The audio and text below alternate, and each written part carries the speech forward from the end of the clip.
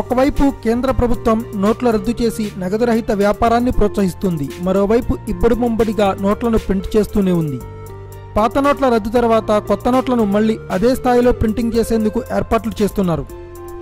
ఇప్పటికే పాత నోట్ల స్థానంలో కొత్త 2000 మరియు 500 నోట్లు వచ్చిన విషయం తెలిసిందే.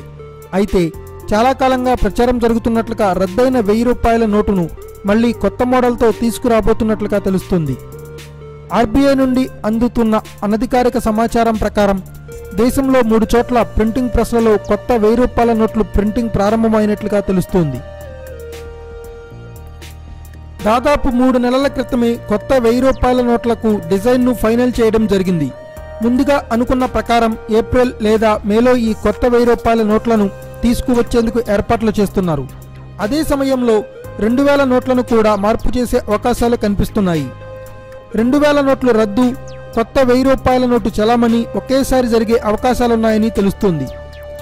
ప్రస్తుతం అందుకు సంబంధించిన ఏర్పాట్లను ఆర్బీఐ చేస్తుంది. ఇప్పటికే నోట్ల రద్దుతో ఇబ్బందులు ఎదుర్కొన్న ప్రజలు మళ్లీ 2000 నోట్ల రద్దు అంటే మరింత ఇబ్బంది పడతారేమో చూడాలి. 2000 నోట్ల ప్రింటింగ్ను ఇప్పటికే ఆపేసినట్లుగా ఆర్బీఐ అధికారులు చెబుతున్నారు. Thanks for watching. Please subscribe our channel.